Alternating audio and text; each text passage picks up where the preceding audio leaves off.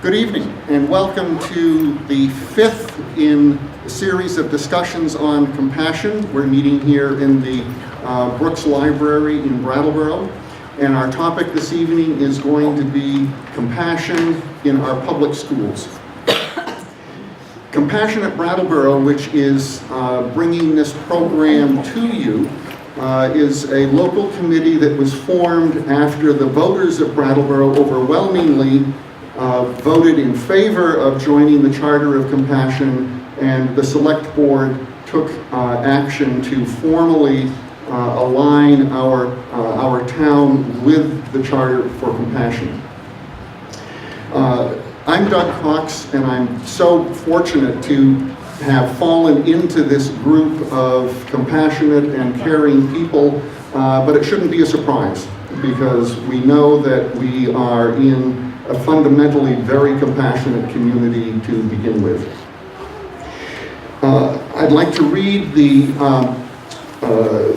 mission of the Compassionate Brattleboro Committee, and if you would like to be part of the work of fulfilling this mission, there's a sheet in the back of the hall that you can leave your name and contact information. And you can also reach the committee through compassionstory@gmail.com. You can email that and we will be in touch and get you engaged in the work. So the work of Compassionate Brattleboro is to raise community awareness about the meaning of compassion in our lives and ways in which compassion can influence the town's government, the organizations and institutions within the town, and most important, among the town's citizens in our daily lives and interactions with others. The schools are very important. They provide a model of the community, both for the young people who attend the schools and also for the parents and others who are in contact with it. And in our conversation, we're going to hear about how compassion is understood and how it's manifested within the schools, and we'll have an opportunity for some dialogue. When I contacted Lyle Holiday, our superintendent, I asked if she might be able to find one or two people within the school system who would be willing to give their time and to be part of a conversation like this. You see that our school administrators and staff embrace compassion and are eager to come and talk about it. So we have a wonderful richness here. Lyle. Thank you very much. When Doug contacted me and asked me about presenting the school's work around compassion, I was thrilled to be asked, and I got no pushback from any of these people, so I'm assuming they are also thrilled. As he said, I am Lyle Holiday, Superintendent of Schools. We have representatives here tonight from Oak Grove, from Academy, from Brattleboro Union High School, and from Green Street School. They'll each introduce themselves. Doug did ask, as we introduced ourselves, just to say a little bit about compassion in our own lives. And I'm a product of, I'm the third generation educator in my family. And my dad was the principal at Kernhattan School in Westminster. And he would often bring home students. And being a kid at home, I would be like, why are you bringing these kids home? Why can't we just have dinner by ourselves? And he made it very clear that we are very lucky to be a family and sit down and have a meal. And it's important for us to teach these children in Kernhattan, this is what a family is, and this is what you can grow up to be. And so that was my first experience with compassion. So I'm going to turn it over now to Jerry Curry from Oak Grove. Thank you. Good evening. I'm Principal Jerry Curry, Principal at Oak Grove. and it's a pleasure to be here. We put together a little slideshow because our kids say it much better than I'm going to be able to say, but really, you know, compassion in Oak Grove is really starts with the whole climate, and from our families and our staff and our kiddos that we see on a daily basis, and trying to model for them and to help them to reflect on the kindness and care that they have and respect that they show for each other on a regular basis. On the screen is the beginning of our slideshow, but those are what we refer to as our guiding principles of be kind, be respectful, be safe, and be responsible. So if you come through the halls, we have, well, if you ask any student, they should be able to tell you what our guiding principles are, because they're pretty reflective throughout our halls. I don't have any, personally, you know, it's like I don't have, like, my family didn't bring home people to eat with us. You know, what makes, you know, that's a hard question. You know, what examples of compassion in my background and in the work that I do. You know, I think it's just my family, my upbringing. I don't know how many of you know Ingrid Crisco, who used to be the principal at Brattleboro Middle School. I recently announced my retirement, kind of early, but anyway, she hired me, and so I was very close. She was my one of my closest mentors, and helped me get into leadership. And we had a conversation as I cried about leaving and about what I was going to do next, and the challenges that are still in our job, because we do, all of us that are here, plus everybody who's still home reading emails and prepping for tomorrow. We put so much of our heart and soul, and she basically told me, she said, you're a great leader because of your heart, but you're stressed because you have too big a heart for the job. But I will go with that, and I'm very happy the fact that I have too big a heart for this job. And as you see the kids that I work with every day, you'll know why we have the heart and compassion and love that we have for our children. So on that note, I'm going to go ahead and move it over to the video. Thank you. Little do you know how I'm breaking while you fall asleep. Little do you know all your mistakes are slow. Kindness plus compassion equals compassion. And what this word means that I made up is, well, it is exactly that. Kindness plus compassion mashed into one. But let's break it down. Kindness is caring for somebody deep in your heart. And then compassion is kindness times 10, pretty much. You care for them deeply and you respect them.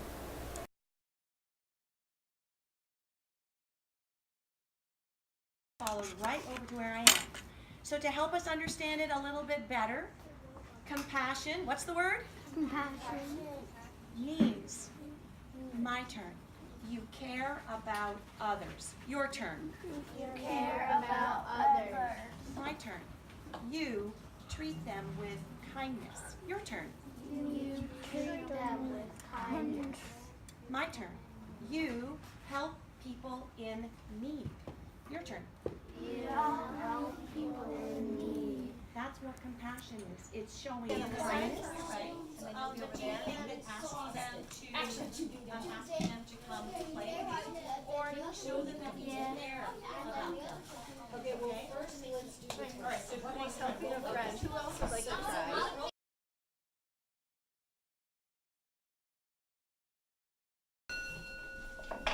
Please stand behind the pushed-in chair for 3 quiet breaths.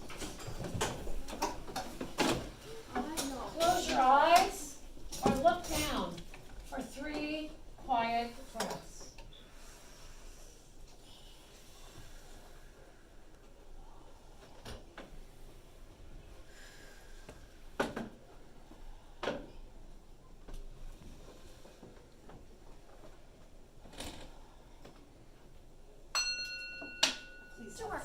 first. Let's do our breath ball. Inhale. See if you could match me. You're right with me. Inhale. Hold it a second. Exhale. One more time. Inhale. Exhale.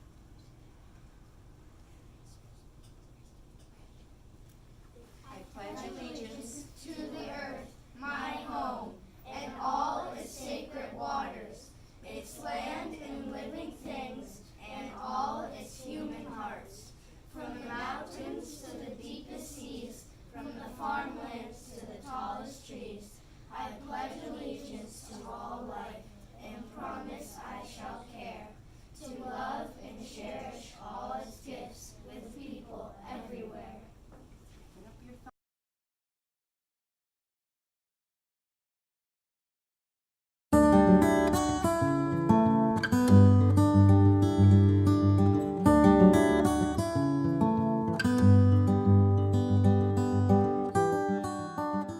So, kindness is kind of contagious. It's pretty awesome to see that when people feel proud, it can spread, and yeah, it's pretty awesome. So every all school thing, which is once every week, we do a shout out for like, I think it's once a month, sometimes at the end of the month, for all of the kids that got the Golden Grovey, because they keep track of them, and they all go up, and there's usually like 30 to 40 kids up there, and there's a lot of people, and they all feel proud. People are clapping for them, and it's really nice.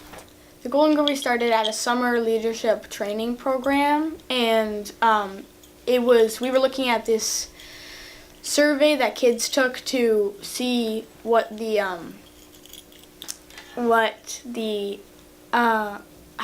kindness was, and the kindness was really like people were not thinking that people were being kind to them at school, so people were rating it really low. So there was like, I don't know what it was. It was in like, I don't know the percentage, but it really wasn't good. So we decided to really focus on that, and we came up with the Golden Grovey idea, which is helping people be more kind and really just, yeah, be more kind.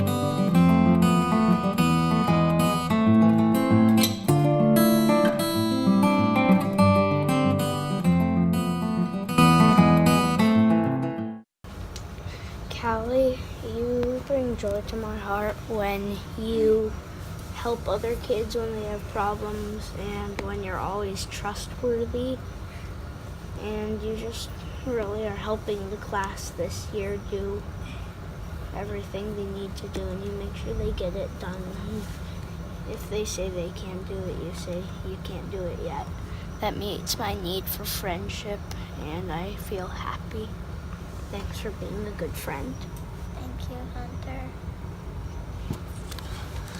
I want to give a compliment to Callie for never getting upset, and you, like, if someone does something mean, you try to solve it, and you don't like get really mad at them and just leave.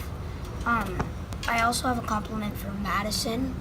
Today she saw me doing the puzzle alone, and she came and helped me, and I got a lot done with her, so I just want to thank you guys.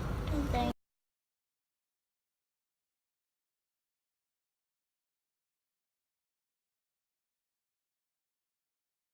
1. Little do you know how I'm breaking while you fall asleep. Little do you know all my mistakes are slowly drowning me. Little do you know I'm trying to pick myself up piece by piece. Little do you know I need a little more time. I'll wait, I'll wait, I'll wait, I'll wait. And our love is here and to stay. So lay your head on me. Lay your head on me. 'Cause little do you know I love you till the sun dies. I'll wait.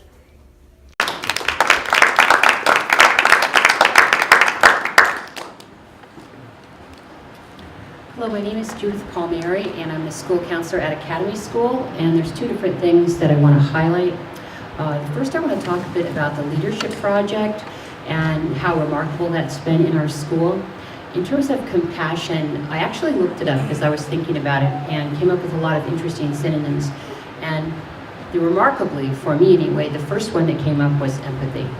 Because throughout my career, 30 years, I've been teaching social skills with a focus on empathy, which is something that can be taught, needs to be taught, as well as sensitivity, gentleness, mercy, tolerance, love, other things which are all part of compassion. So in our leadership group, we talk about not being a leader just for 45 minutes a week when we're having a meeting, but it's how they live throughout the day, how they are on the playground, how they are with other students. And we talk about being an active bystander, meaning that you see something that's an act of unkindness or a time when someone needs help, you step up. You don't join in, you don't just walk by, but you do something. So maybe if we could start, we have a little video, and I want to say that at the end of it, there's going to be something that we call the bloopers. And the kids said, oh, we don't want to show that because that's the mistakes. And I said, but we have to have compassion for ourselves too. You were nervous. Some of you were almost shaking, and you made mistakes, but you pulled this off. And someone even stepped up and said, I have a poem about Martin Luther King. Can I include that? So this is our little video. Good morning, Academy Stars. Today, Academy's leadership team presents Standing Up to Unkindness, How You Can Be an Active Bystander. So what exactly is a bystander? A bystander is a person who sees an act of unkindness but is not receiving it or giving it. What does it mean to be a passive bystander? A passive bystander is someone who sees an act of unkindness but doesn't do anything. They just ignore it and walk away. So what is an active bystander? An active bystander is someone who sees an act of unkindness and does something about it and gets involved on the side of the victim. And what do you do? How do you respond when you see acts of unkindness?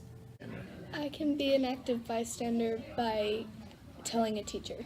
When I see acts of unkindness or when a person's getting mentally hurt, I usually stand up for the person and try to make them feel better. What I like to do to be an active bystander is I like to remove the person from the situation. When I see an act of unkindness, I don't laugh or participate, and I let the person doing it know that it is not okay to be unkind or mean to the person that they are targeting, and they should stop immediately. I would try to get people that's being targeted away from the people that are being unkind. I stick up for the person and remove them from the situation. So let's review. If you see unkindness, you can always tell a teacher, try and make the person being attacked feel better. You can remove them from the situation. You can tell the person doing it to stop, that that's not how we do things at Academy. You can help the person being attacked to get away so that they feel safe. And finally, you can stick up for the person and say, Academy Stars, we're kind to each other. And now let's hear a poem about one of our heroes, Martin Luther King Jr. Born in 1929, he worked hard to erase the lines. Between the races, black and white, he used his words to win the fight. Everybody on one big team, equal rights for all was his dream. Martin Luther King Jr. spoke of peace, hoping that hatred would someday cease.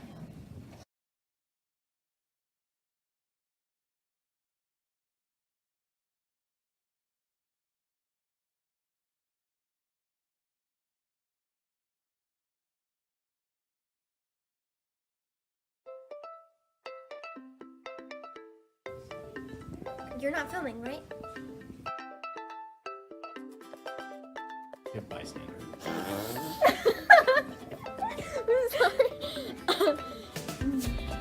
Nathaniel, what is a bystander? A bystander is a person who sees. So Dylan, tell me a poem. Yeah, never mind.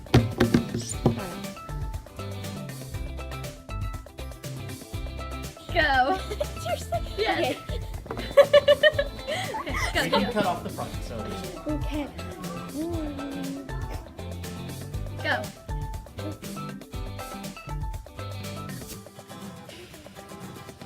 So, Nathaniel, what is a bystander?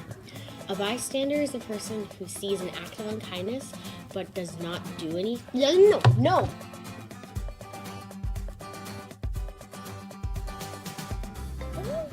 Okay, it's kind of so awkward. Okay.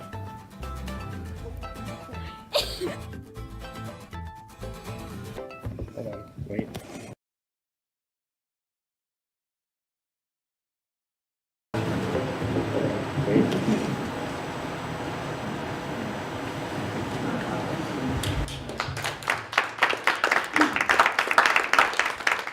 So we've made a few of these videos, which we've then shared at our All Schools Sing with the whole community. And in addition to that, we've been working in classrooms with students, reading social stories and spending time one-on-one with younger students. And also another big piece of our work this year has been working on the playground and trying to teach cooperative games, because the playground is sometimes a time when there's a lot of struggles. Certain kids don't know how to join in an activity, and it's a time when we really want to focus on practicing kindness and compassion. So this is just one piece of how we've tried, like in this community, to encourage leadership and encourage compassion and encourage kids to speak up again and step up for each other. The second thing that I want to show is something, again, that I've been doing for many, many years, which is teaching social skills in the classroom. And I had a very funny experience about an hour ago. I was at the grocery store, and as often happens, I saw this big kid. He was about 18, and he said, "Hey, I remember you. Do you remember me?" And I said, "Of course I do. You got big." And he said, "Oh, yeah, I remember you." And I said, "You know what? Just tell me, what is one thing you remember?" He said, "That thing that you taught us." And I remember the photographs. And I was really touched by that, because over the years I've had people sometimes even shout out when I'm driving by and saying, "There she is, she's the feelings lady." And I thought, well, okay, that's one thing. If people can say she taught me about my feelings and feelings of others, and that understanding other people and being able to take a different perspective is like a critical part of getting along as a human being. So this program comes out of Washington State, and it's been taught for over 20 years. It's anti-bullying, anti-violence program. Part of what I like is that they have these black and white photos where you focus not on the gadget or the gimmick or whatever logo they have on their shirt or the fashion, but on the emotions of the faces. So starting in kindergarten, first of all, teaching kids about recognizing different feelings and emotions. This picture, I don't even feel you need to explain it, but what it's really about is a young boy that tries to find someone who has compassion for him and will listen. And in this case, it's Grandpa. So we talk about the fact that everyone needs someone who listens for them and cares for them, and how we can be that for each other. Again, a lot of it is fair ways to play. How do we get along? How do we try to compromise? How do we be peacemakers? We don't always get our own way. We try to find a compromise where everybody gets at least a little bit of what they want. We talk about kids giving care to each other, and all of these lessons, when I go in and teach in the classroom, they involve a role-playing component. So the kids get to get up and try this on.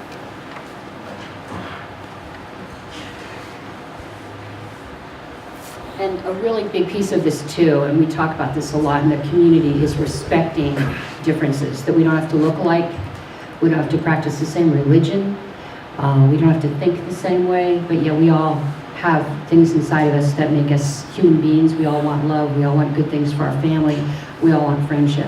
So this curriculum, not only is it anti-bullying, anti-violence, but it's really just teaching kids how to get along, how to understand themselves and others in the world. And over the years, I've had many, many adults in the community come back and say, remember that thing you told me about controlling my impulses, about thinking before I speak or act, about managing my strong emotions? You really helped me. So that's meant a lot. And finally, I just want to say that I was a little startled when Lyle said that thing about third generation, and I thought, I'm also third generation. My grandparents were professors. My mom was a high school principal, my sister's educators, and I'm actually really proud to say that the first week in June, my daughter will be graduating out in Seattle from a 3-year graduate program, and she'll be a licensed school counselor. So I'm really happy for that.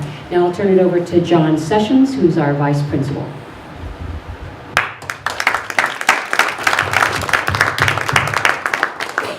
Thank you. I don't get to speak into a microphone very often, so if I'm doing, you need a little louder, let me know. As Judith mentioned, my name is John Sessions. I'm the assistant principal at Academy School. And so I'd like to add a little bit to Judith's presentation to look at a couple other avenues that we address compassion at Academy School. I guess I'll also cycle back to the prompt to us as educators of what compassion means to us. And I am somebody for whom school was challenging as a kid, and I grew up feeling very disillusioned with the school system, and feeling like I was going through a system that was not made for me as a young man. And so I came to the field of education first in the world of special education, really for the purpose of trying to create a school environment that was compassionate and fostered a sense of belonging and a sense of interdependence, because that's what was lacking from my own experience in school. And now being a school administrator here in Brattleboro, that mission is just as strong. And so that's sort of what that means to me. To me, it's just as important as teaching math and reading and writing is to teach social skills, right? And how to be kind and how to be compassionate and how to establish a sense of belonging in a community. And that's very much deep-rooted in my own experience in school. I want to, one thing that this is my first year as an administrator in town, and one thing that we have really sort of made a push for at Academy School this year is restorative justice. And it's become very much a passion of mine. And we've really developed a strong buy-in within our community at Academy around restorative justice. And what restorative justice means to me is it's a change in school culture. And from my role as the assistant principal, what that means is really how we approach discipline in our schools. And with that, it really represents a big shift when our school expectations are violated by students, when students make poor decisions in our building. It's a shift from thinking from a punitive measure to thinking from a repair measure. And thinking about instances of challenged behavior being damage to our community, right? And damage that is in need of repair. And so that's been that is really very much in the forefront of our work at Academy School, and thinking about how we can sort of distribute accountability, where in an instance of a poor decision, a student is not accountable to me as an administrator, as someone who is not actually directly impacted by the behavior, but they're just as much accountable to the people that are impacted by that choice. And I think that in itself is a very compassionate system of how we deal with challenging behavior in school. And so that is something that we have really dedicated ourselves to this year. We're part of a collection, in addition to the high school and Putney Central School, applying for grant funding to really sort of bolster our work with restorative justice in our schools, and trying to establish Academy School as really a model in that realm for our district and for our state and for broader circles. And so with that, there are a couple of things that we've established this year that I just want to highlight that we do a lot. Is we've committed ourselves to peer mediation circles. And so we've trained some of our student leaders to be peer mediators. And so what that might mean is in an instance of a challenging behavior or something that needs repair within our community, those conversations are facilitated by peers within Academy School. And that's proven to be very powerful that we have student leaders facilitating some of these conversations around challenging things that have happened and how we make that better and how we repair some of these things. And that's proven to be a very powerful thing and very compassionate in nature. And we've also established a system where students identify peer supports within the school. And so that's become commonplace now, where if a student is struggling, we ask them to identify peers that can be support, that can form a support network for them. And it really leads to just beautiful, supportive, collective conversations of a community really wrapping around a student who needs some extra support at that time. And I've been privy to many really remarkable conversations with young people this year who are vulnerable, who are asking for help from their peers, and peers who are more than welcome to provide that help. It's been truly remarkable to see, and something that I really value about our school community. So I want to take some time to talk about that. And then our classrooms, we really value a social curriculum that is taught to our students every day. And so just yesterday, I put out a notice to any classroom that had something that they wanted to share with us. And this is just an example of our first graders here at Academy School talking about compassion without much prep, maybe a little bit of prep, but mostly just sort of off the cuff talking about compassion.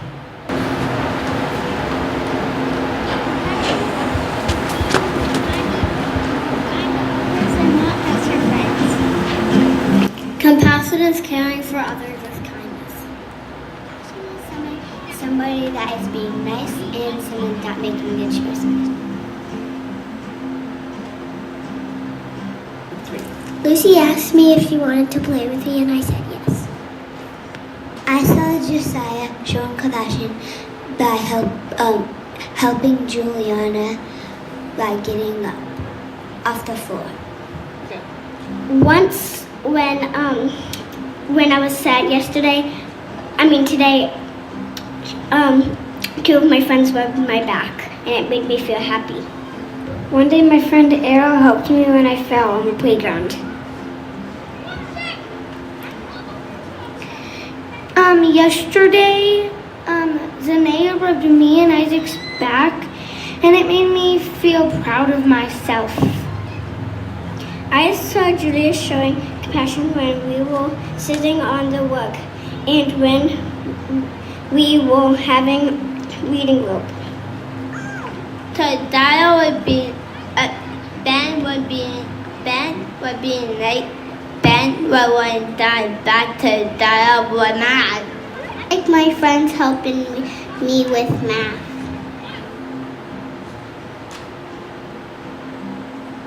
If you wanna bring kindness into the world, then what you can do is if somebody falls, just like somebody in my class did, then you can help them up and wash them off with the wood chips. If they're sad, I'll pat their back. And if they're hurt, then I'll help them up. If someone is stuck on a problem in math, I could help them with it. If somebody falls off the monkey bars, you can help them get back up and ask if they're okay or do anything for them. When somebody drops a book, you should help them pick it up if they have too many books. Letting your friends play your game.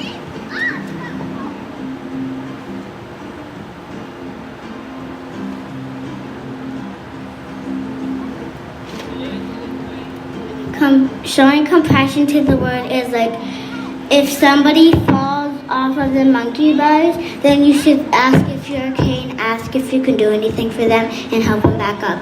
And then you can encourage them to keep on trying.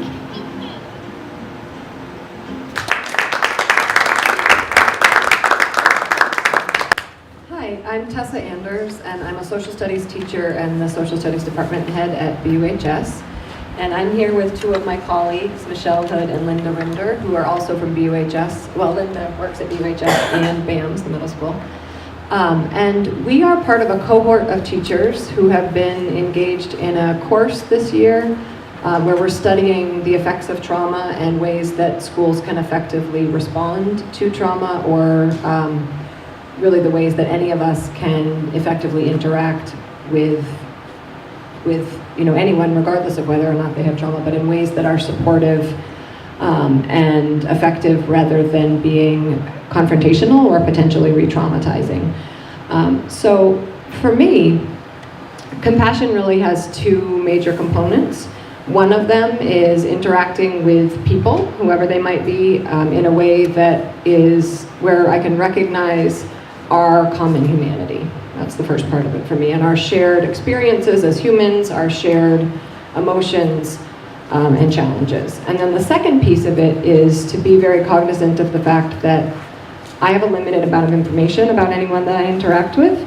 So sometimes being compassionate is just knowing that I don't know things about people and assuming that when an interaction is happening that there's a lot more at play that I might not be aware of.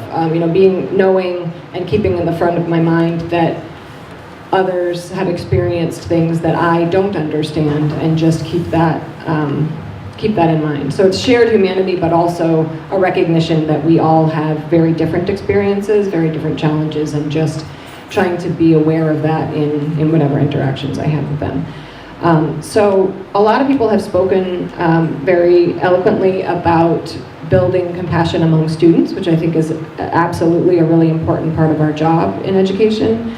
But I think I also would focus just a little bit right now on what it means for teachers to have compassion and to teach in ways that are respectful of both the common humanity and the experiences, the individualistic experiences that our students have that we may or may not be aware of. There's a lot of things that come up in this profession that can be very challenging, and so it's important to remember that we want to keep a pedagogy in place that really is, as I mentioned before, supportive of students and where we have high expectations, but also where we are reacting in ways that are respectful and that are based on the science that we've been learning. So we've learned about brain science, and we have learned about ways to de-escalate situations instead of escalating them, and that sort of thing. And so that, I think, has been helpful for me in understanding some of the effective ways to approach really anybody that I'm interacting with, not only students, but regardless of whether a person has experienced trauma in their life, there just are a lot of ways that we can all interact with each other positively rather than in ways that can be confrontational, while still maintaining high expectations at the same time.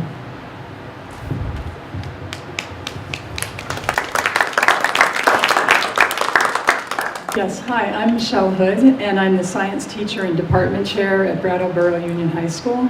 And I'm going to share that the generations going back in my family, about half of my relatives were teachers and about half of them were caregivers.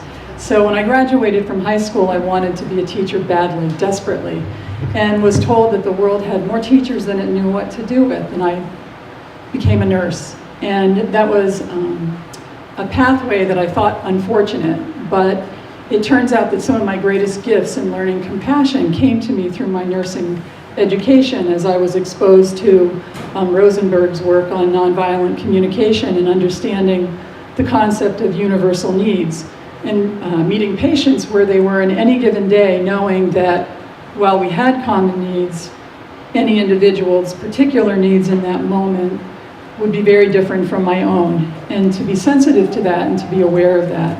And I feel like that has been one of the biggest gifts coming forward into education, is that awareness of the universal needs and the individual experience in any given moment. It's so heartening to be part of a school community in which we're being encouraged to take, to be given time and encouraged to take courses around working with students who experience stress and trauma, whether that is actively or vicariously. And the biggest shift for me has been recognizing that schools are wisely invest in building communities that support all students, because when we take care of everyone, we take care of ourselves. So I have brought back some of my earlier training to doing further research and been supported by the school community in this idea of how do we really embrace all learners, how do we really open the communication to all students.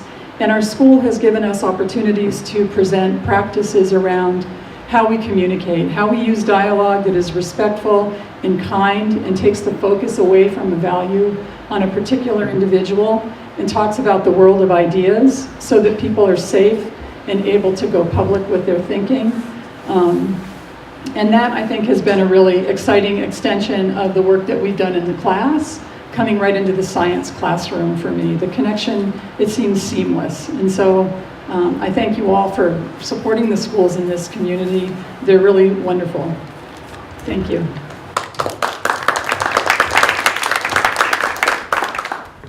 Hi, my name is Linda Rinder. I'm a school nurse, and I have the advantage of working with both the middle school students and the high school students. But I also want to say I have an opportunity to work with staff too. For me, no one in my family was an educator, but I grew up in a household where we always had guests, whether it was my brother's friends or a cousin. My parents were always giving to others, and I just kind of learned that and became a nurse. And for me, compassion is kindness and caring. And in my role as a school nurse, I need to spend time listening and trying to understand what a student really is asking for. They may come to the health office saying they have a stomach ache, but I really need to sit with them and talk with them and see what could be really happening for them in their life. In my role, I then work with families, and I really try to build a relationship, because I will work with these families from 7th to 12th grade sometimes. So it's really important for me to listen, try to understand, be non-judgmental, and offer what they are asking me for, not to make suggestions to them, but to really, compassion is what do they need. And it also happens with teachers, staff, from the janitors up. Anyone can come down. We can talk about their blood pressure. I try to, if I hear about a staff member with a family member that has passed, I might send a note, just like a little note, thinking of you at this difficult time. I think those are the things that we can do for each other. Maybe check in with a staff member if they came down one day and had bad headache, how's it going? Just try to be open to what people need, but try to listen and see what they're asking for. And I feel that both BAMS and BUH have really hard-working teachers and professional staff all the way through that really try to work with the families and solve problems and address people's needs in a caring way as best they can.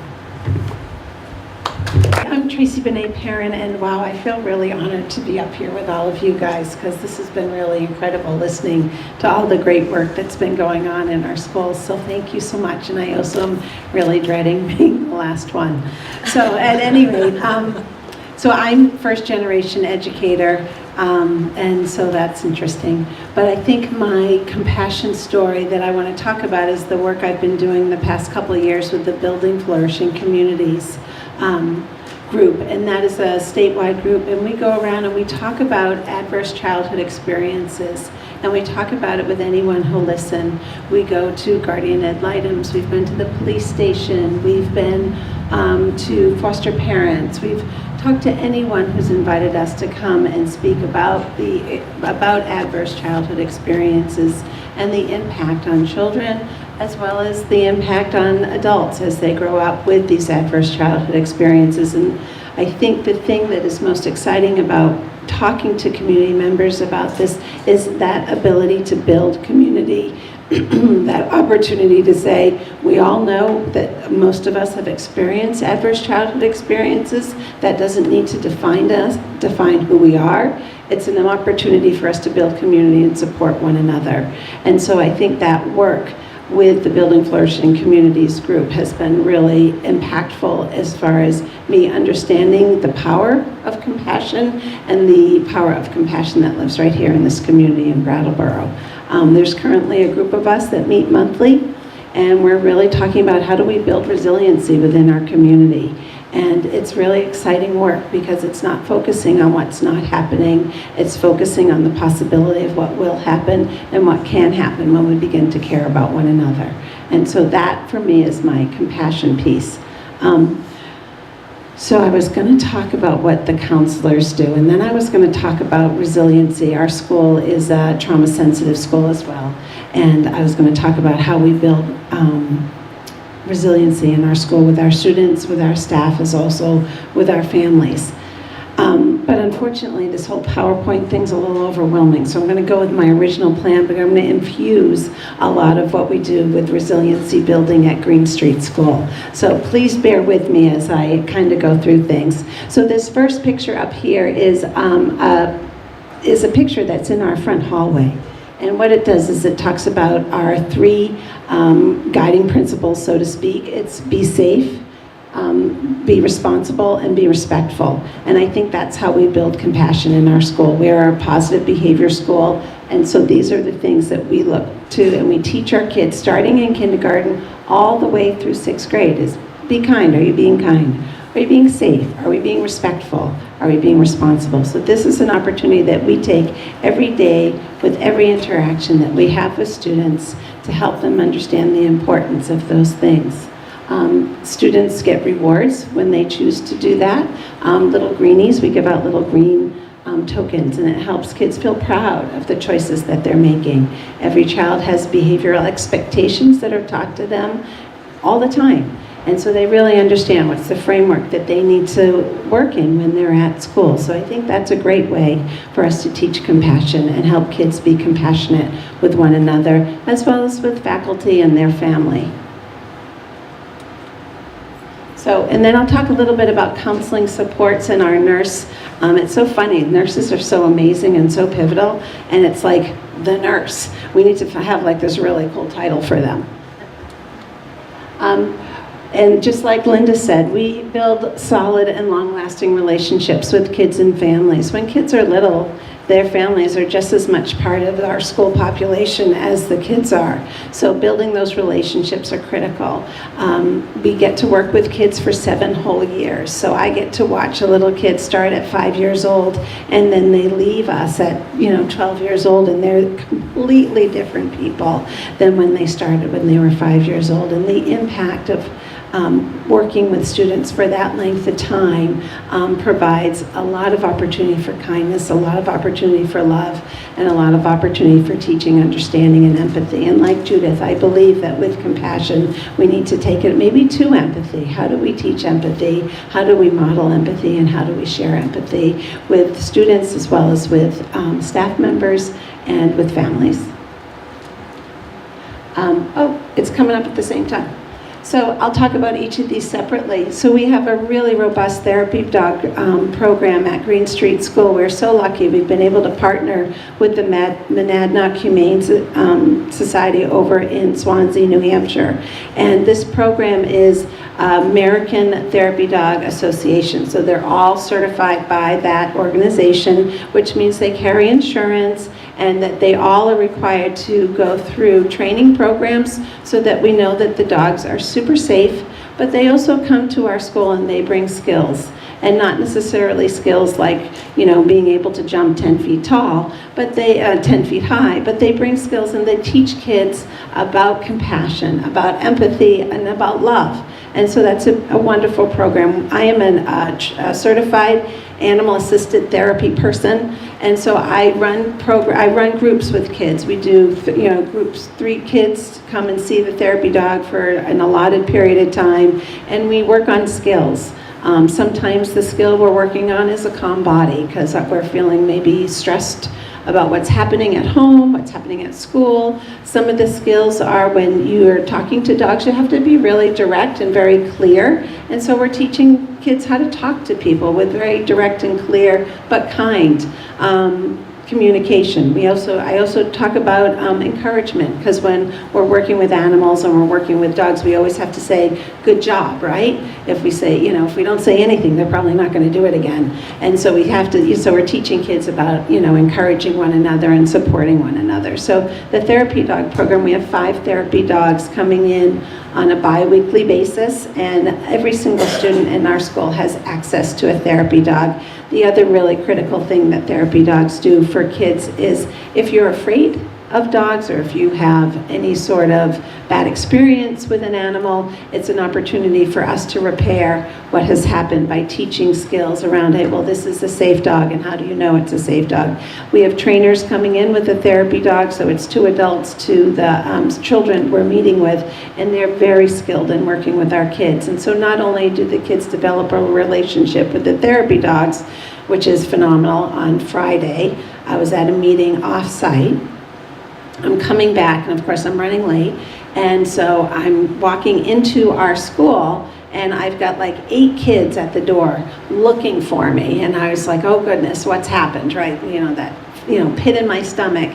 But then I open the door, and they're like, where's Seamus? Where is Seamus? We are waiting for Seamus, which is the therapy dog. So the connection that these kids are making with these animals is really, it's incredible. And I'm very lucky to be able to bear witness to that. I think I had another point there, but I lost it. Small social skills groups, we do that with every class. We get to go into the classroom, or we bring them into my office. I partner with our family outreach specialist or with our HCRS clinician. So what we really try to do is teach kids how to think socially. We use the social thinking curriculum, and we talk about, so what's it like to listen? What's it like to be in a group with someone else? And we're trying to help kids understand perspective. So this is your perspective, this is what you're thinking, but what do you think Joey or Susie or Jessie is thinking? And so we always are trying to teach kids how to think socially, how to think about one another, not just about what their needs are, but what are the needs of others? How do we help meet those needs? The same thing with the therapy dog. How do we help our therapy dog feel good? How do we help our therapy dog feel safe? So those are conversations that are kind of overlapping that we have all the time with kiddos in our school. Classroom curriculum. Again, using classroom curriculum that teaches safety, that teaches respect. We do a lot with digital citizenship, talking to kids about what's it like to be online, how are we being respectful online, how are we using our online presence to be safe, to be kind to one another, making sure that they're understanding that it's a whole world out there with the social media, and how do we teach them to use that social media for kindness, and for caring, and just understanding how it works, and also giving them an outlet, an opportunity to talk about when they run into things that maybe aren't something they're comfortable or aren't something they feel super safe about. So just opening those doors for conversation.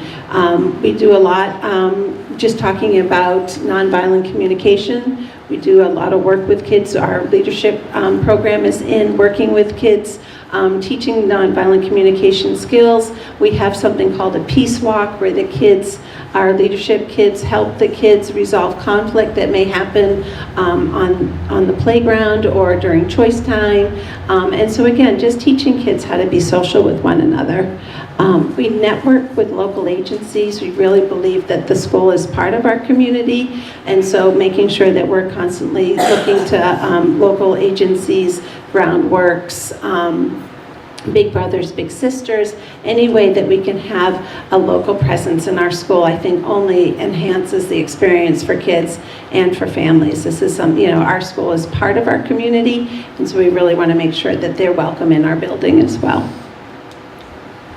We have a food shelf, which is, we just started this year. We're very excited. It's part of our collaboration with Groundworks. So if a family needs any food, they can come in and they can get food. And again, it's a way that we're taking care of each other as a community. It's a way that we're being compassionate community members with one another, that we're making sure basic needs are met. And so when kids come to school, they're feeling like their whole person is being cared for, not just their brain, which of course you need food for your brain, but your whole body is being taken care of. And again, we talked about family resource and support. We have BUHS mentors. That's the other thing I wanted to get to. We have 5 kiddos coming in from BUHS that work with our students. They come 3 days a week. They have a grueling schedule that I've set up for them, and they're very enthusiastic and totally into it. And our kids at Green Street really appreciate the lessons that are being taught by these BUHS mentors. It's phenomenal to watch the relationships. It's interesting when they first come and talk to me, they're like, oh, I just want to work with the little kids, right? And I'm like looking at them, I'm like, I think I might be able to convince you to work with an older kid, because the older kids also need those role models and those opportunities to learn the life lessons of compassion, of kindness, of listening, of respect. And so our BUHS mentors are tremendous. We have 2 mentors this year that are working with our kids. And they developed such strong relationships with 2 of our kids that they asked if they could come in during their ACE time. And so they come in extra 1 day a week to make sure that they're having enough time for these students that they've developed these amazing relationships with. So I think that's another way that we're teaching compassion. And that's some pictures of our therapy dogs, and there's the kids, and they're clearly so comfortable and feel the kindness. And here's one of our volunteers, and just talking to the kids about, life and being a role model. I'll end there because this is a lot of information, and it sounds like we have lots more to do. But thank you so much for coming and listening. What's the name of the organization that works with those and deals with the police and that you mentioned right at the beginning? Oh yeah, Building Flourishing. Building Flourishing Communities. And Kathy Hensey, who works for the Agency of Mental Health out of Waterbury, she is our fearless leader.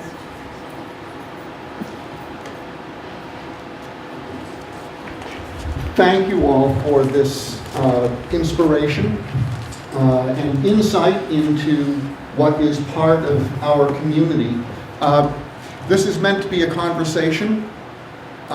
There's a microphone. If you have a question, a comment, something that you want to explore, please ask.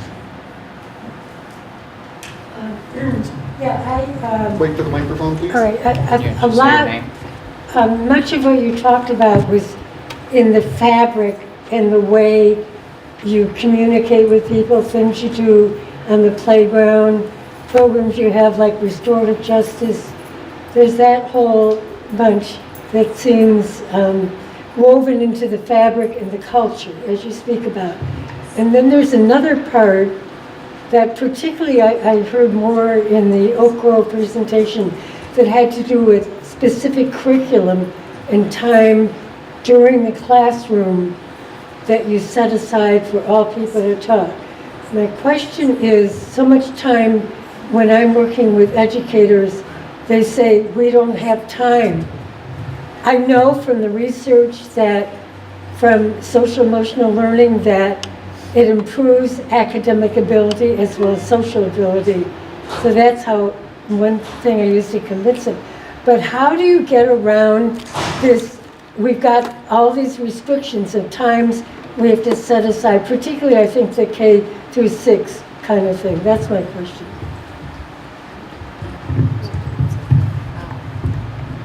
I don't know. Yep, this is on. So I'm a social studies teacher, and I teach at the high school level. I know you just finished your question with a reference to elementary age students, but I really strongly believe that the curriculum that I teach is about compassion and about being engaged citizens and residents. And so I don't see a separation between those two things. And you know, I feel very fortunate that in the world of social studies, our content is about our interactions with people. And so we do have, you know, while we're teaching history, while I'm teaching my law elective, while I'm teaching the diversity education course, my primary academic goals are also social goals. It really is about helping students to develop the skills, the critical thinking, and the advocacy to create the future that they want in their community and in their society and in their world. So, yeah, I mean, I guess my short answer to that is that for me, there isn't a separation between my content and a lot of the social skills kinds of work that other folks up here described. The whole reason that we have a diversity education program that's a requirement of the high school is that we really value that as essential content and essential practice for students in terms of equity and, you know, dealing with issues of bias and discrimination and responding to them in ways that are positive and productive and compassionate. So I'm thinking particularly for K through 6, where, you know, I saw them having circles and setting aside time for that. And some of the educators I work in that thing said, we don't have time, we've got to teach this, you know. We hear we don't have time a lot. Yes. However, we also know that our students need to be in a place emotionally ready to learn before we can teach them. And so, yes, it takes time, but it's time well spent, because we can't get to math and reading and writing if kids aren't there in their minds and ready to do that work. And I think the other piece is that as an administrator, if you value it, you schedule it. And in our schedule, we have everyone like Monday morning meetings, and that's where we do our social emotional curriculum school-wide.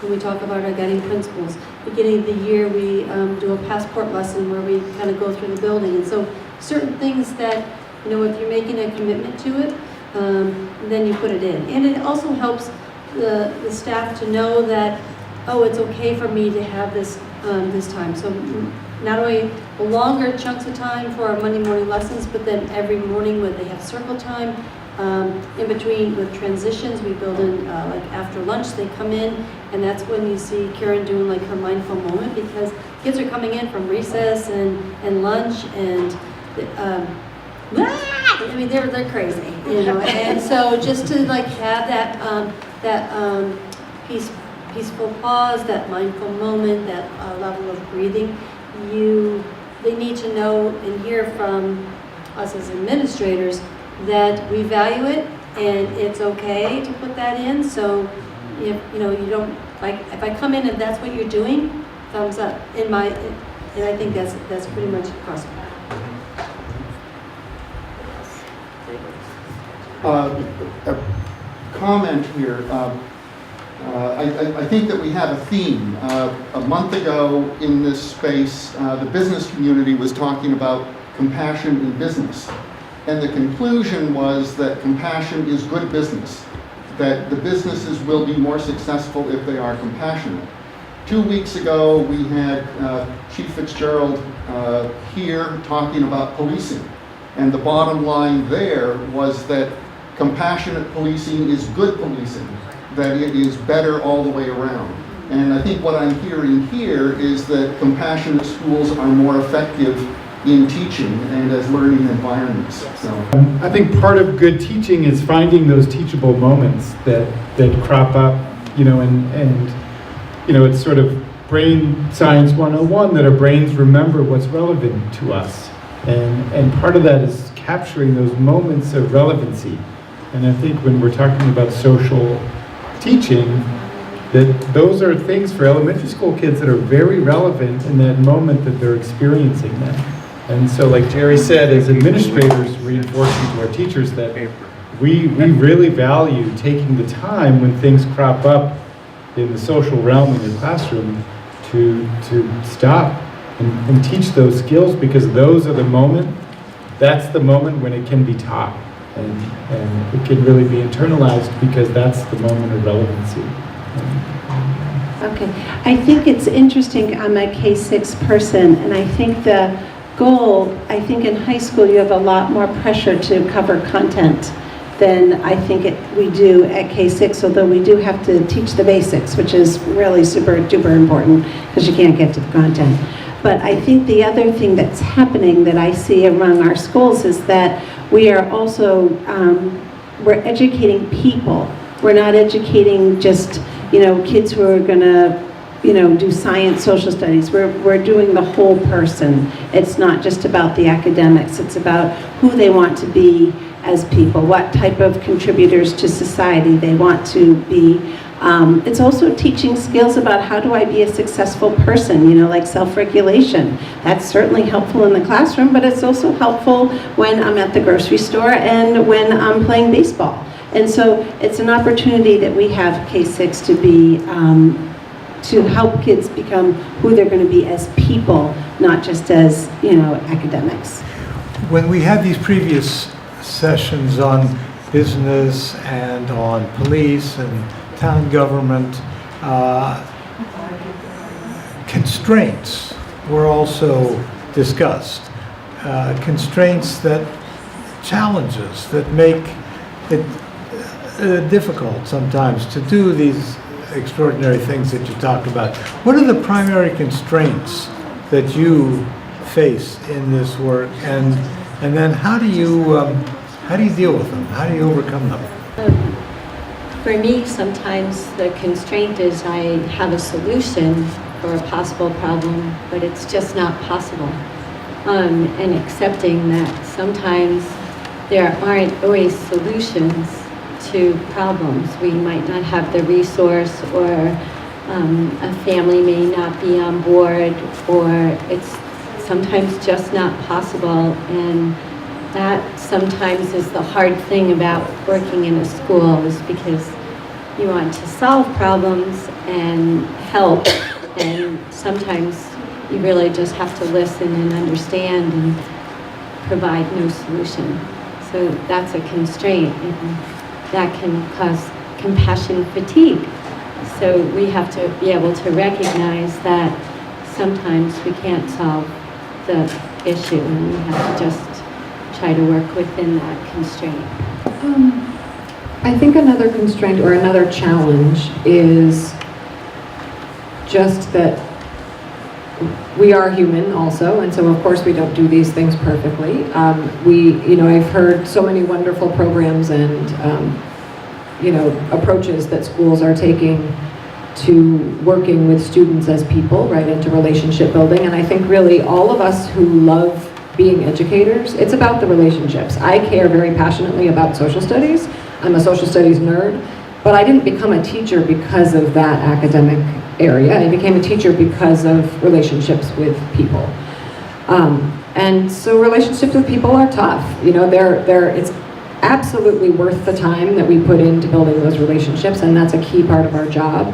But that doesn't mean that it's easy, or that it's always, that things work out the way that we intend them to.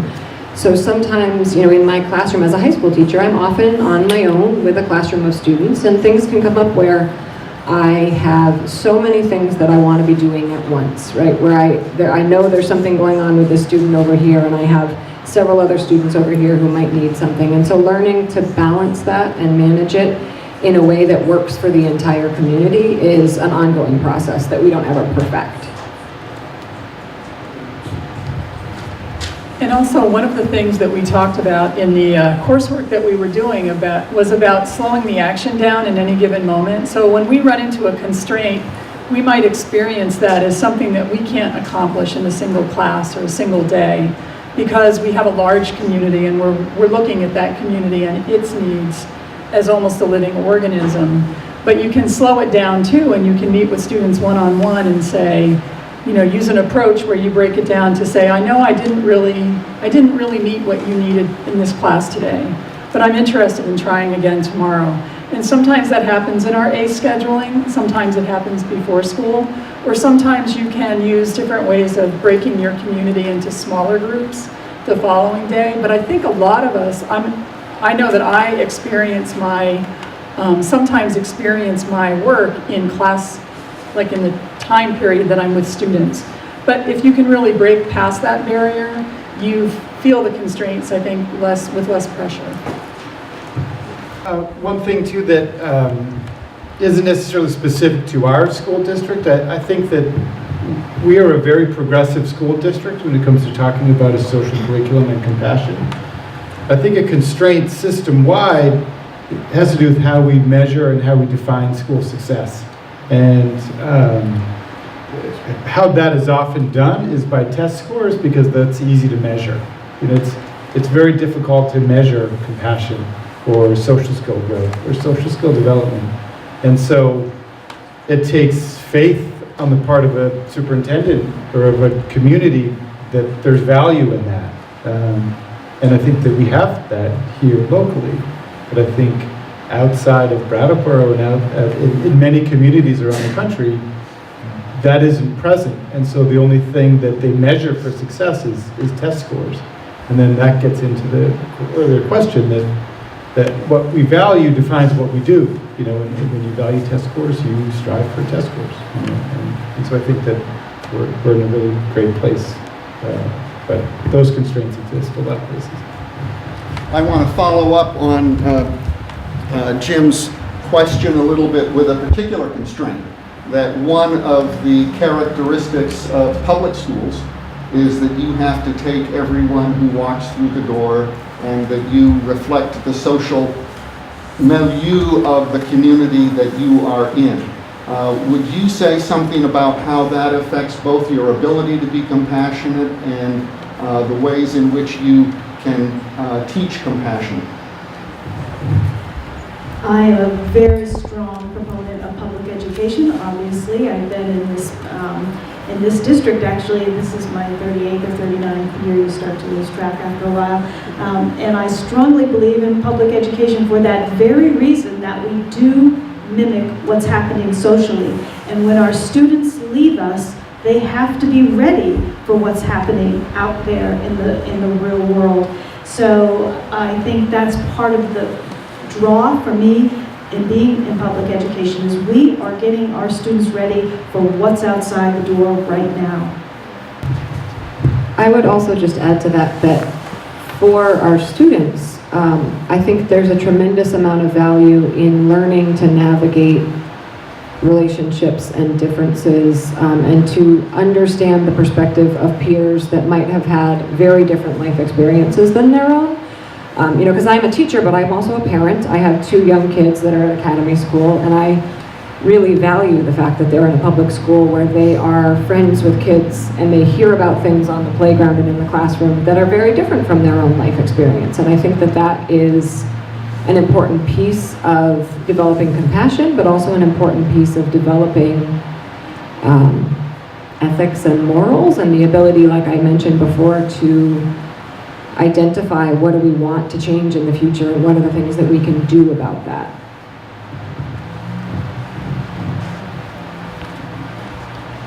I had a question primarily for the vice principal, and I was very interested in your comments on discipline and punishment and also restorative justice. Both my children were raised overseas, and they went to schools, it's public and private, where uniforms are worn. There's strict discipline. You always greet an adult. You always respond with sir or ma'am. And discipline in schools is a very, very high objective. When my children came back to the United States every 4 years, and they were traumatized every time they came into a U.S. public school because they just saw it as chaos. Everybody seemed wounded. Everybody seemed dysfunctional. The cafeteria was the most traumatizing for them. Yelling, screaming. There wasn't respect for adults. People didn't greet each other. And so they were very much traumatized.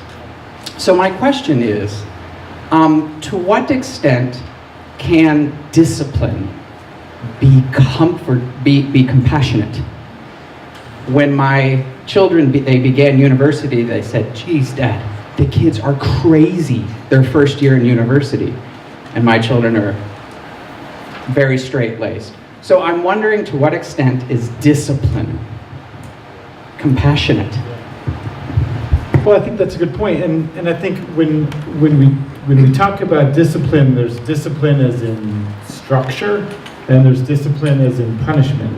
And I agree with you that a highly structured environment is, in fact, compassionate and is frankly very effective and necessary in many ways. I guess when I talk about alternative forms of discipline, I mean punishment and how we respond to issues of behavior that is in need of consequences traditionally.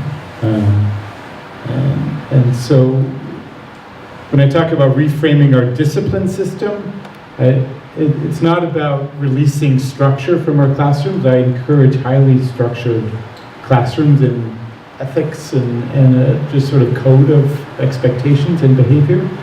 It's how we address situations when our expectations are violated, and how do we work to repair that damage in an inclusive way rather than punish in an exclusive way. And that's how I approach that. I just want to say that sometimes it looks like chaos, but it might not really be chaos. And I appreciate everything that you said about being in an environment where, would be sir or ma'am and that kind of thing, which sounds very attractive in many ways. But I'll also say that I feel huge respect from the children. And I really can recall very few instances where I felt a child was disrespectful to me. But my side of it is sitting with the kids one-on-one and in small groups and having them reflect on their own actions and how their actions may have harmed others, and like working through that, working through the social drama with kids, that kind of thing. And I recall one meeting I was in where there was a child who was with the principal, and in that meeting spoke really disrespectfully. And afterwards I had that kid in my office, and I have a relationship with him, and I said, I just want you to know that really hurt me, the way that he spoke to the principal. And he was very quiet. And when he left, I think maybe there was a little seed of at least a question in him of how he affected others. So I know what you're saying. For your kids it might have been a huge cultural shift, but I do feel that there is actually a great respect from the kids, towards the teachers, and from the teachers, a lot of love and caring, and that every child in there feels loved and supported and safe. That's our ultimate goal. I have a concern about one thing that I heard you mention. I'm sorry, I forgot your name, Tracy. But I've heard this talked about in the public schools in Brattleboro in general, and it goes back to what you said about rewarding children for their behavior. I have to say, from my years as an educator and other things, that I have trouble putting that approach together with self-regulation at its best. So I wanted to hear more from anybody about that. I understand too, because I work with children that at an early age that are, let's call them dysregulated. And it's confounding how to teach these social skills, and yet I still worry about a reward system with tokens, with food especially.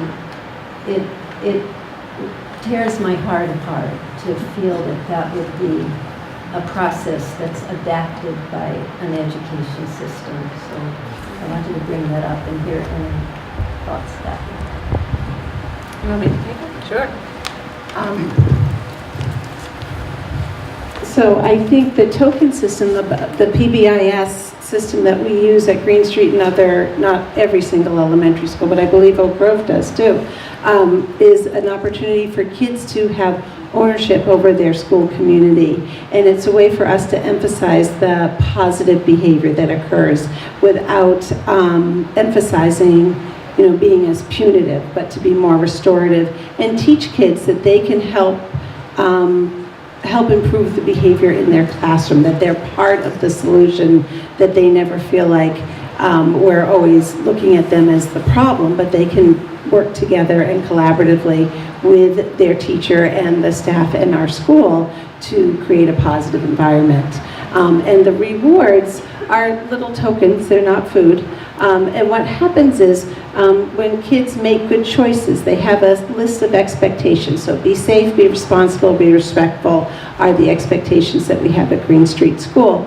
And so when the kids are meeting those expectations, then they get a reward, a little greenie. They put it in their classroom jar. The jar gets filled up, and then they get to have a classroom celebration. Maybe they'll wear pajamas, maybe they'll bring a stuffed animal to school, but it's an opportunity for them to celebrate as a community that they made good choices.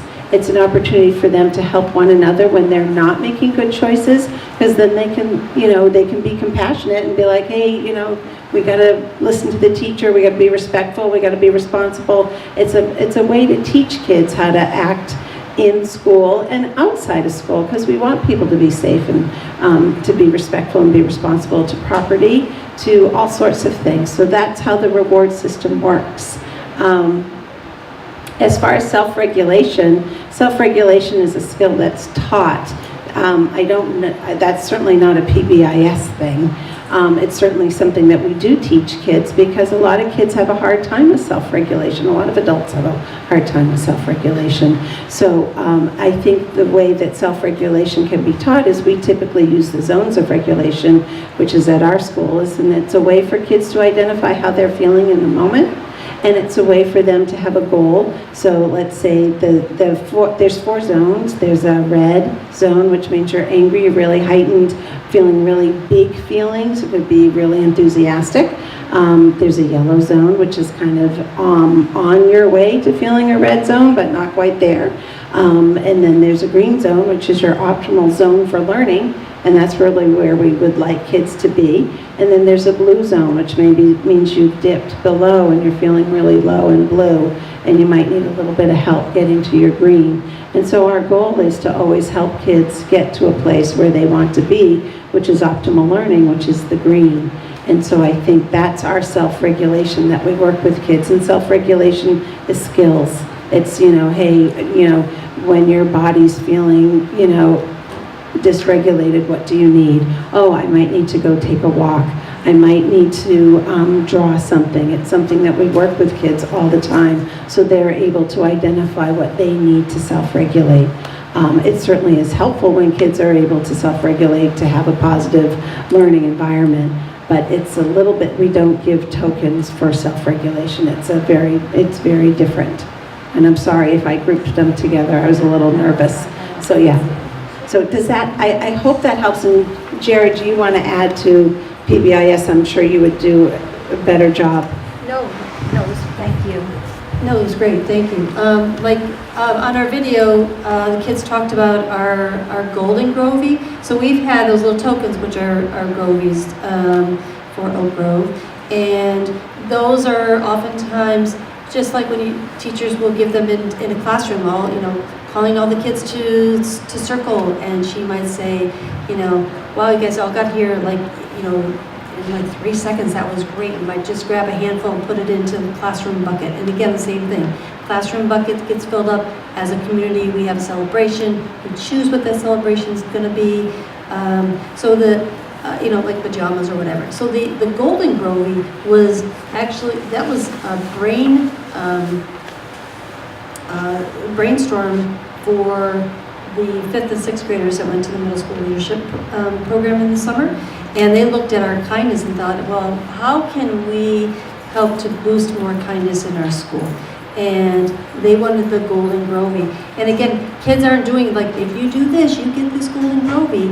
It could be a variety of things. So kids actually are nominating, to one of the teachers, they nominate, say, I saw so-and-so doing this, I'd like to nominate them for the Golden Grovey. And they get to wear this little lanyard with the Golden Grovey around their neck every day.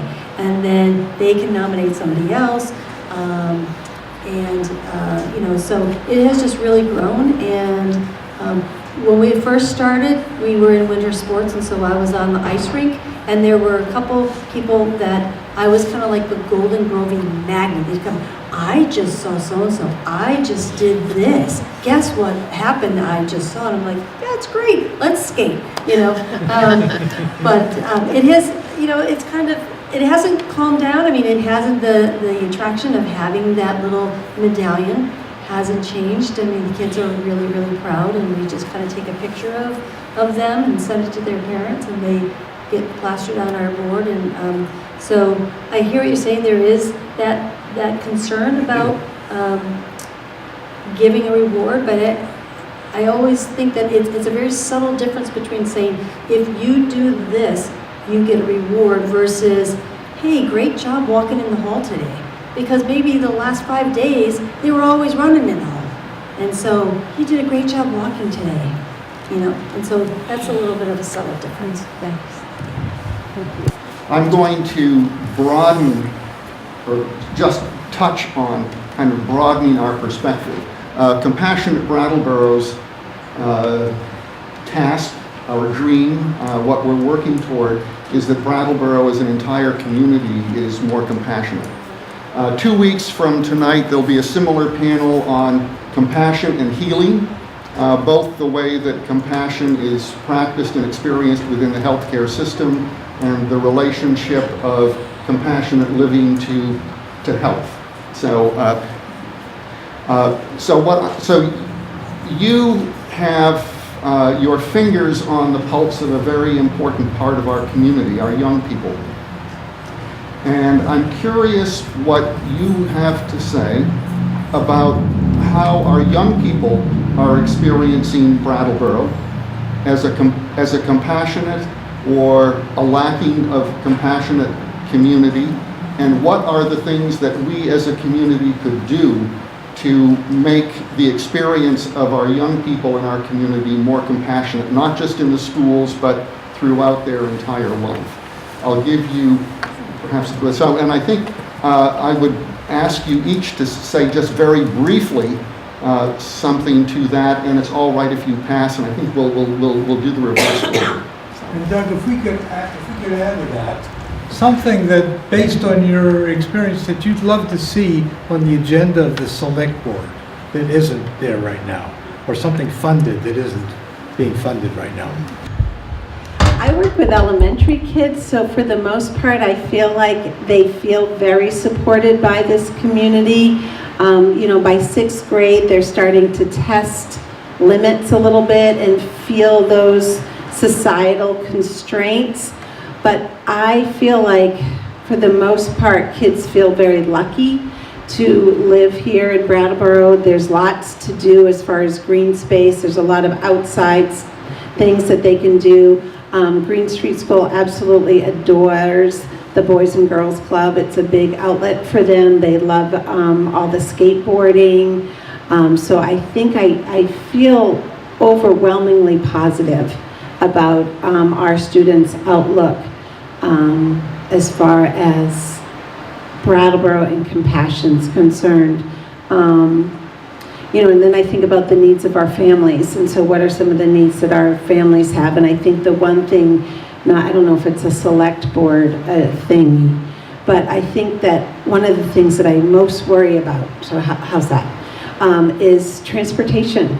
I think it's really hard for our families to get places, and I think that acts as a really big barrier for families getting support, and maybe getting some of the things that would help them feel better about their situation. I think that's really big, and I think housing is another issue. I think affordable housing is really tricky here in Brattleboro, and I see a lot of our families struggle with, if they find housing, being able to maintain it. And so those would be my two biggies.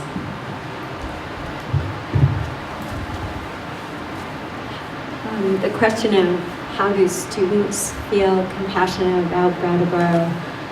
So I see both sides. Some see, when I think of the high school students, they have broad views of the world and they have great opportunities. And then some of our students, especially some that I see on a regular basis, there isn't much for them. There's not, transportation is an issue. Believe it or not, some students don't have health care. Their parents haven't done what they need to do for them to have health care. Dental care is not something they get. And I don't want to be a downer. I know that our community is working on these things. I work with the navigator to try to get people, but for some of our students, I wouldn't just limit it to Brattleboro. I would just say that life is hard, and so compassion sometimes isn't there. I think our schools do a great job. We have the food program where everyone can get breakfast and lunch, and that's a great source for many of our students. So I would say that it's mixed. But when I go upstairs and I see all the great learning and students doing all these great things, traveling on trips our school offers, so there's a lot offered.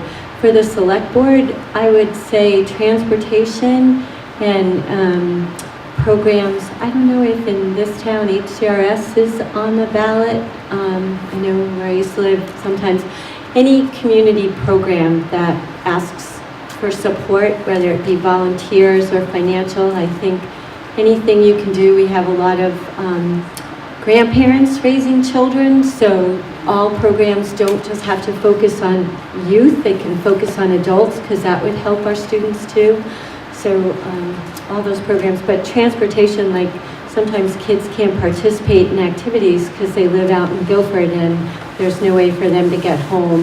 So that would be it. But overall, I think our schools and our community really tries groundworks, support groundworks, volunteer, Boys and Girls Club, Guardian Ad Litem, Big Brothers, Big Sisters. Big Brother, Youth Services, all these agencies. If you know a psychiatrist that wants to come to town, we're always looking for psychiatrists and more mental health counselors. So, but thank you for thinking of our school when you think of your charter and asking what you could do, because I think that really is important for kids to know that people care and ask. Thank you. I would mostly like to echo what I've heard, especially about transportation being a barrier to some of our, especially as a regional high school, some of the families and students who would participate, I think more if it were just a little bit easier for them to get to school events and community events.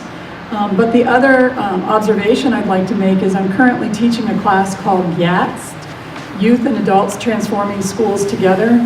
And it's about teaching students how to develop and use voice. And students are really excited to be talking to adults about issues around compassion and community resources and the direction of their school. So I guess what I would like to do is maybe take this question back to some of the high school students and get back to you with what I learned from them, if I could. Please do. I would echo part of what Tracy said, that I think that we do have many students who are very positive about their community and the things, the opportunities that they have. But high school students are also very aware of some of the bigger, broader community issues. And so we have a lot of students that are experiencing economic inequality in very acute ways. We have students that are experiencing the racial disparities that exist in Vermont in very acute ways.